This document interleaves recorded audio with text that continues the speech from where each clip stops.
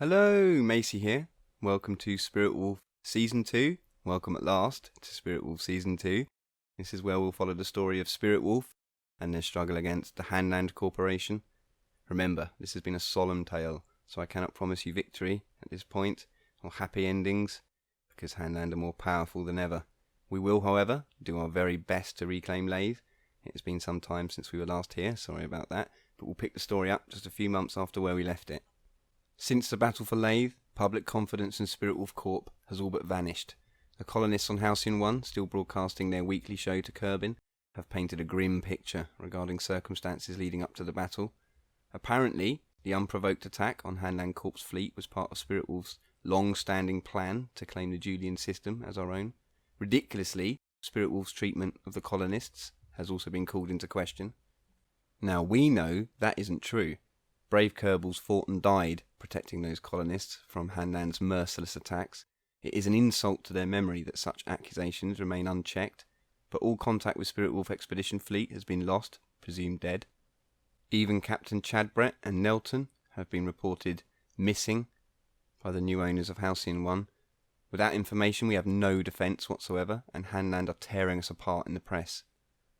Something is very wrong on Laythe. We have to contact those colonists, bring them home if possible. Only then can we know the truth and clear Spiritwolf's name. For those of you that have not heard of Spiritwolf Corp, we are an aerospace company who became known for supplying the first affordable spaceships to the private sector. A Spiritwolf-built Elysium interplanetary corvette was the first civilian vessel to leave Kerbal orbit and return safely, which catapulted us to notoriety. We are the company that was committed to helping Kerbal kind make the next step into outer space, something the public sector had failed at for decades. One corporation in particular didn't like our success, and very soon hostilities broke out. Spiritwolf discovered a spy satellite over our facility, which prompted the first field test of the Isprit fighter. The satellite was secretly taken out, and things simmered down for a while, but this prompted Spiritwolf to develop a permanent presence in orbit to protect its assets, the Harbinger-class carrier. An early prototype of this carrier was infiltrated by Hanland agents and defected while in orbit. This led to the Battle of Vulture's Drift and the first casualties of the Spiritwolf Hanland War. Determined to maintain our dedication to the furtherment of Kerbal kind, Spiritwolf part-funded a colony ship to deliver 15 scientists and 6 civilians to the surface of Laythe. Its name was Halcyon One.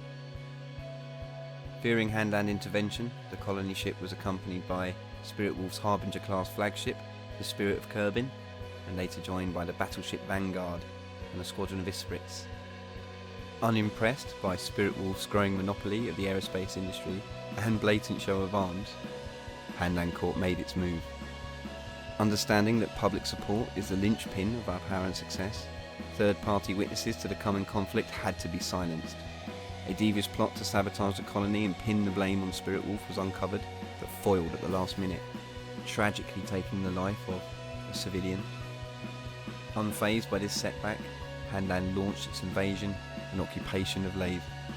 Since the opening salvos, no contact can be established with any of the Spiritwolf fleet or ground personnel. Hanland Corp now have full control of the colony and the Joolian System. Back to the present day, Captain Valentina and Chief Engineer Seafrid are inspecting their newly commissioned ship. Spiritwolf HQ, faced with sanctions and bankruptcy, have liquidated most of their assets to fast-track the capital ship division's latest prototype into orbit, the Hunter-class assault carrier. This really is make or break, Spiritwolf's last chance to clear their name and save the corporation and bring Hanland to justice. Expected to be heavily outnumbered, an elite task force has been put together for a covert strike on the Joolian System. Valentina's orders are in a sealed envelope to be opened en route, presumably containing an attack plan. She just hopes Spiritwolf HQ know what they're doing. Certainly no expense was spared in the making of this capital ship, and the new Shelbus Interceptors scheduled to dock shortly she thinks are more than capable. But Hanland have become stronger over the last months with unprecedented funding. Hanland ships have been seen leaving the system prograde, many of them outfitted for war.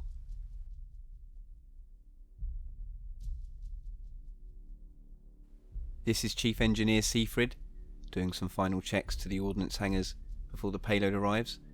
He already has some concerns. He thinks we are going to be too heavy to reach Laythe. In this regard, he also hopes Spiritwolf HQ know what they're doing, but this being his first time in space, he is also enjoying himself regardless. Siegfried is no warrior or daredevil fighter pilot. He was chosen because he's a gifted engineer, which we very well may need, because this really was pushed through production.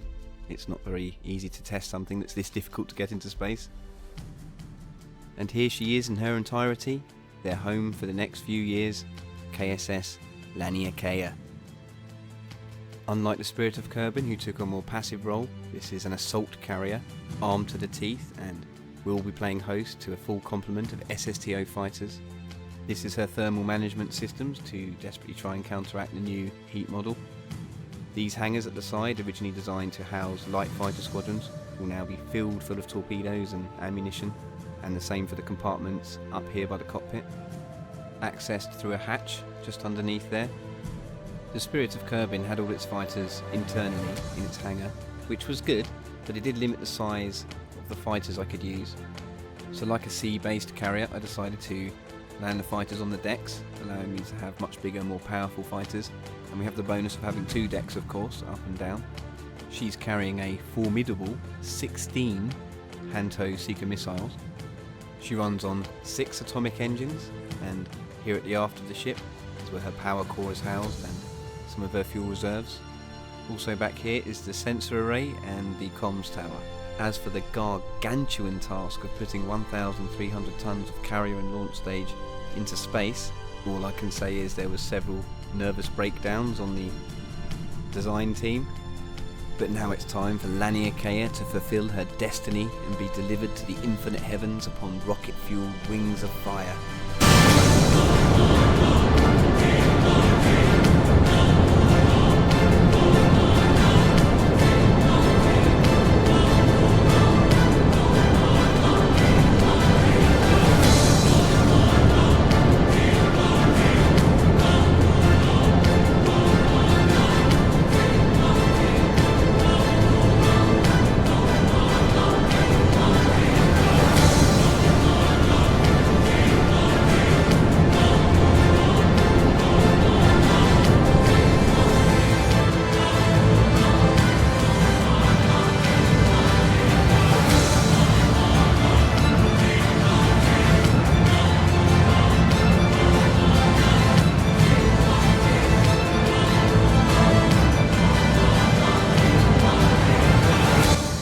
Apologise for my last comment, it just sort of came out. But now it's time to ditch the launch stage and oh no, thought I. One of the decouplers I've used to connect some of the scaffolding for this launch stage has careened up the deck and slammed into the back of the bridge. But fear not, I have inspected the damage and all we've lost is 2 rear-facing spotlights, which we can do without. Although pointing decouplers at your own ship is not to be advised, let's just hope that's the last of the Maceyisms to plague our progress. So here I am just trying to complete this manoeuvre on her own engines. She has a little bit of fuel left, but we got most of the way here on the Ascent stage, which will take all of her fuel of course, so we will need to refuel her before she can leave. I won't show you the entire ascent because it is mind-numbingly tedious, because you have to go up very slowly and you have to manually fly the whole way up because all these wing parts force you off in unexpected directions, and the new atmospheric model just makes it, well, any sane person would have built this thing in orbit. But if you would like to see the whole ascent, I will be releasing a shipyard video which shows this ascent and also a weapons test. I would also give you the craft file for download so you can play around with it or blow it up, or but you wouldn't do that, would you? No, of course not. So now she is safely in orbit, as you are well aware. Her inspections have been completed and she's waiting for her fighters to dock. Spiritwolf have been secretly developing the Shelbus Interceptor under guise of the better known Shelbus civilian shuttle that we are currently manufacturing. Its excellent handling, long range and SSTO functionality makes it a perfect interceptor multi-rolling as a ground attack craft. Its versatility should prove useful if we get to the Joolian System.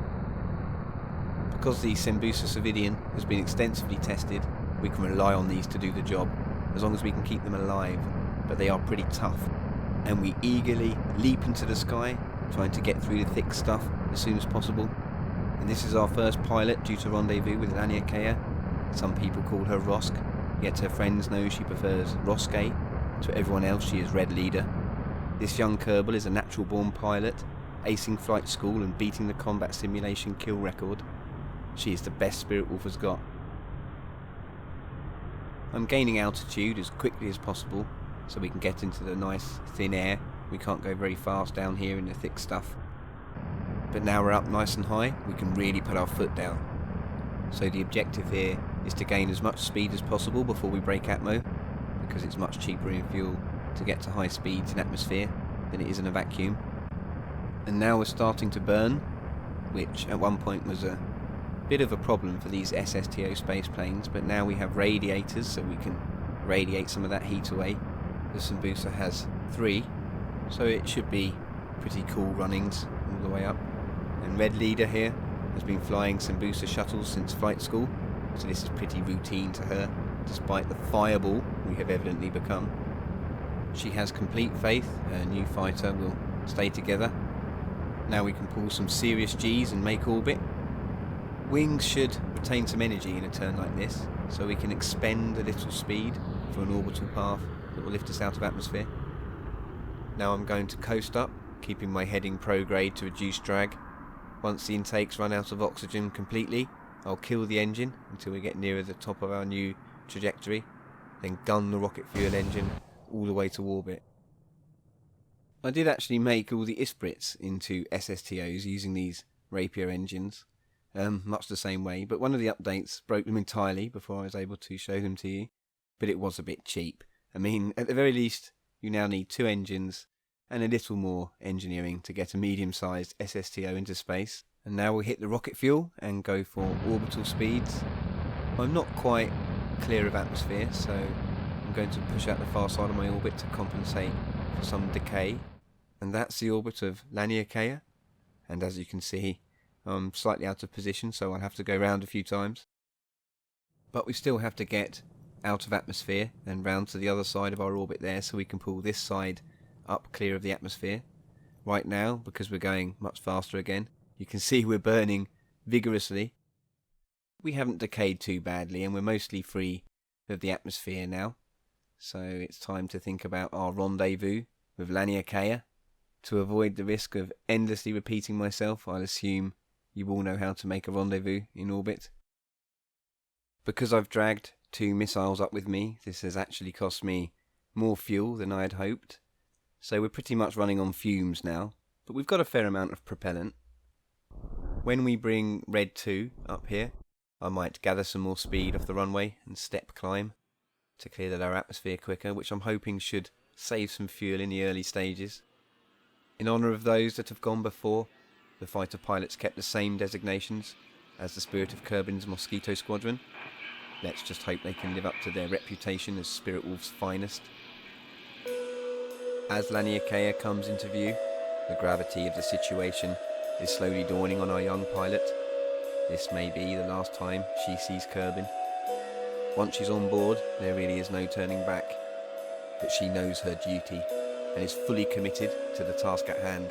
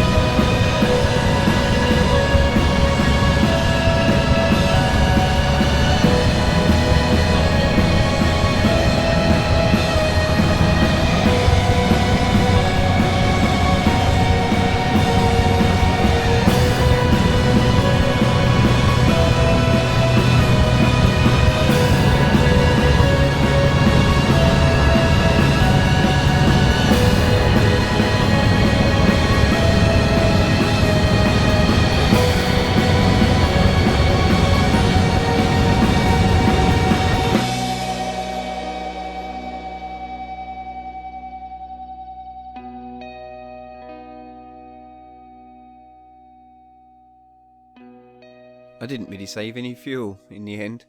I'm on fumes again. Of course, on Laythe, things should be much easier, so I'm not too worried.